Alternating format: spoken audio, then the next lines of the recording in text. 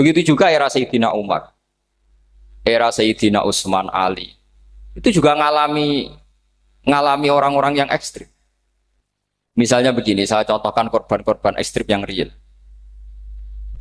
Sayyidina Ali itu masyhur, dia punya musuh besar namanya Muawiyah. Karena permusuhan ini tidak bisa dihindari. Jadi kalau dalam fikih Islam, ini anak-anak saya ajari fikih. Kalau orang mukmin membunuh orang mukmin itu hukumnya dosa besar apa kecil? Besar. Itu di bab kisos. Tapi orang fikih itu unik. Di fikih itu ada kitab sial namanya. Di takrib ada kitab sial. Dan di situ ada penjelasan mangkutila dunamali fahuwa syahid. Orang yang dibunuh karena membela hartanya atau keluarganya, itu dia mati syahid.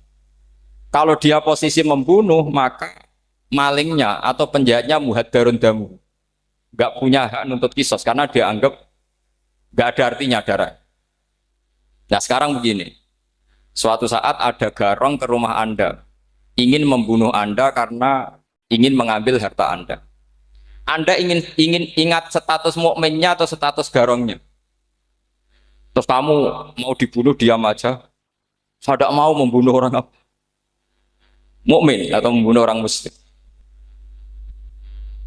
Nah, kesulitan yang dialami Sayyidina Ali seperti itu. Orang-orang Khawarij cara berpikir Ali ku geblek. Wong mukmin kok pengen mateni mukmin. Muawiyah ya geblek pisan. Wong mukmin kok pengen mateni orang. Padahal suasana sudah kacau. Ketika seorang penjahat mau membunuh yang punya rumah dan yang punya rumah ingin membunuh penjahat, itu namanya mukmin bentrok sama orang mukmin. Apa orang benar sahibul hak ingin mempertahankan haknya? Tidak sampai saya tanya. Itu sahibul hak, yaitu yang punya rumah ingin mempertahankan haknya. Meskipun dalam duel ini kadang terjadi pembunuhan. Nah di sini ini ya, ulama ahli sunnah menyebut masalah istihadiyah. Kelompoknya Sayyidina Ali mempertahankan nyawanya meskipun dengan cara membunuh pasukan Muawiyah. Pasukan Muawiyah juga mempertahankan nyawanya meskipun harus membunuh pasukan Ali. Zaman itu susahnya istihad seperti itu. Tapi orang Khawarij cara berpikir enggak, ini biang keladi masalah itu Ali sama Muawiyah. Mereka malah rapat, ya sudah dua-duanya bunuh saja. Ya masyhur tuh, akhirnya Sayyidina Ali dibunuh oleh orang Khawarij. Makanya ini penting ya, pentingnya ngaji seperti ini. Jadi kamu harus dilatih berpikir nubuwah.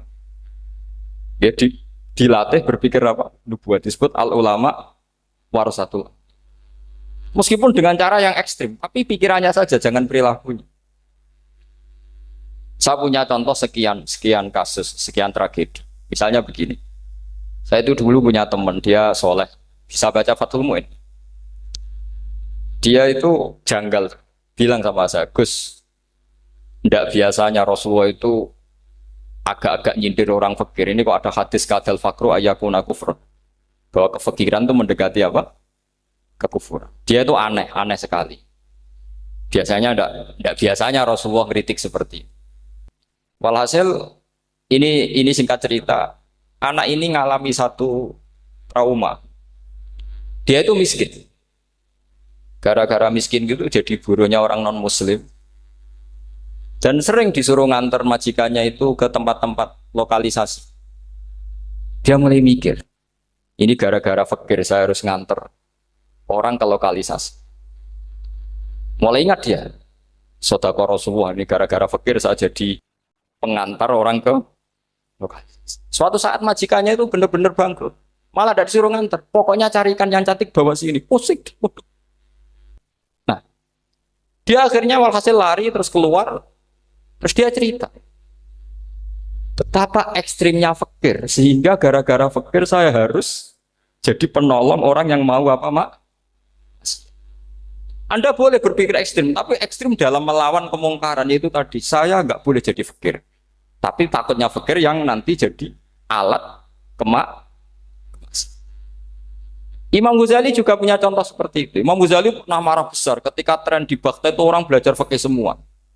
Hatta la yakuna thamma tabibun illa min ahli dhimmah, kata beliau. Sampai di Baghdad itu tidak ada dokter kecuali orang kafir dhimmah. Akhirnya kalau ada ulama sakit, saya masih ingat pas kecil, kalau ada ulama sakit itu tidak boleh dibawa ke rumah sakit. Takutnya ketemu dokter muslim, non muslim malah disuntik langsung apa? Akhirnya ulama saat itu berfatwa, orang Islam harus ada yang jadi dokter. Banyaklah gus-gus yang sekolah ke dokter. Yang masyhur ya seperti Sahal bin Abdul Fattah. Itu dulu putranya Ki Fatah yang menolong Mbah Mahfud saat sembunyi. Saking idolakannya Basal, anaknya dinamakan Sahal, tapi dia jadi dokter spesialis bedah. Begitu seterusnya urusan negara. Dulu itu orang jabat itu tidak boleh, karena jabat itu dekat dengan syubhat, dekat dengan haram. Tapi gara-gara pejabatnya non-muslim, kalau bikin aturan ya ala non-muslim. Ulama akhirnya sadar, andikan kita yang jabat pasti tidak seperti itu. Bisa bikin perda ini, bisa bikin pelaturan begini yang menguntungkan Islam. Nah, jadilah banyak pejabat yang sekarang muslim. Tempat-tempat maksiat diobrak-abrik sama Satpol PP macam-macam. Kita untung.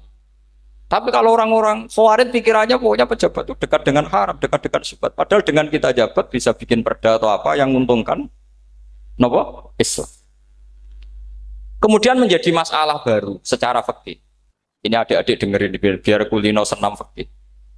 Kalau caleg soleh, misalnya Mas Nadif nyalek, ini tadi tak guyoni, mau jadi bupati ndak, kalau ya mau usah dukung. Jadi misalnya gini ya, Zaid sama Bakar, misalnya Bakar itu orang soleh, mau jadi calon lurah. Dia tahu kalau dia lurahnya kampung lebih baik. Kalau yang jadi ini Zaid, itu kampung itu rusak, karena dia suka dugem, suka macam-macam. Kemudian Zaid ini pasti jadi karena beli suara. Misalnya per kepala itu dibeli 50.000. Bakar ini kalau nggak beli suara kalah. Padahal dengan kalahnya Bakar artinya kemenangan, kemungkaran. Itu zaman era Fathul Mu'in, muridnya Ibnu Hajar Al-Hitami. Ibnu Hajar muridnya Abu Zakaria Al-Ansori itu fatwa. Yang soleh ini wajib beli suara, bukan boleh, wajib beli suara.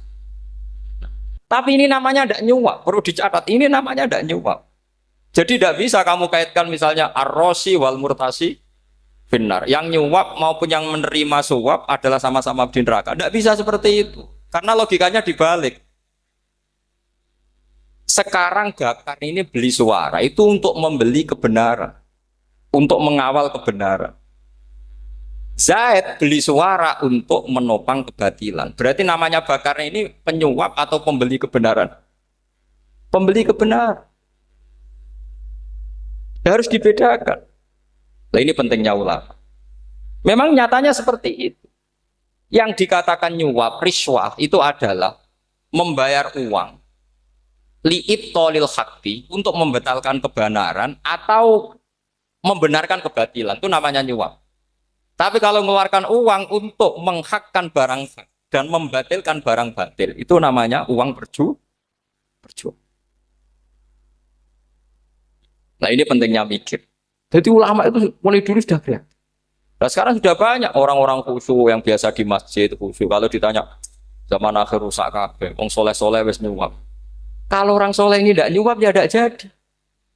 Kalau nggak jadi mereka nggak ada yang jadi DPR, nggak ada partai Islam, habis malah Indonesia.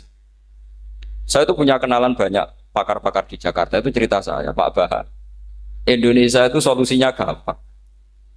Kita ini punya Bali, punya Batam. Itu kalau Bali dimakaukan, Batam dikayakan Hollywood. Amerika kaya itu bukan karena hebat. Pornografi dijual. Tinju di Nevada itu dijual, di Las Vegas dijual. Apa saja dijual. Kok tidak kaya itu gimana? Sementara Indonesia mau aur-auran gitu sukan partai Islam.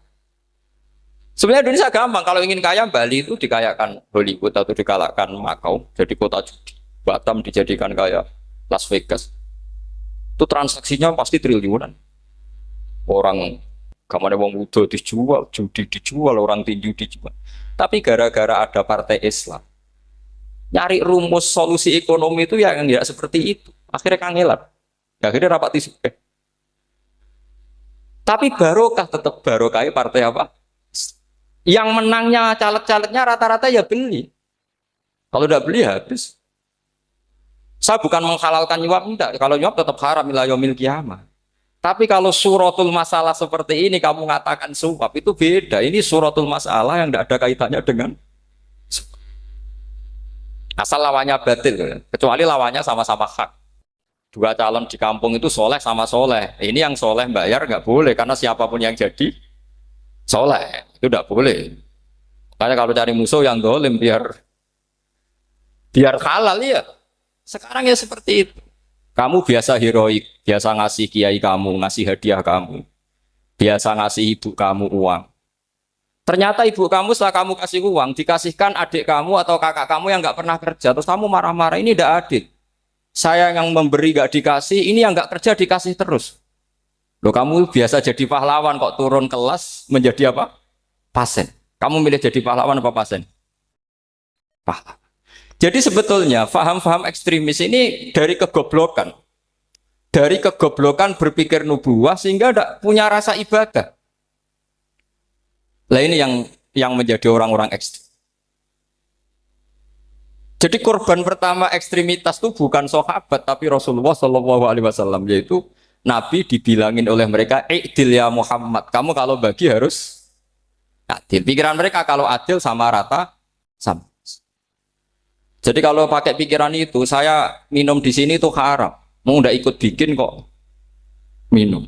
Enak tamu, toko-toko mangan, sing masak kangelan urung. Itu jadi dan bareng.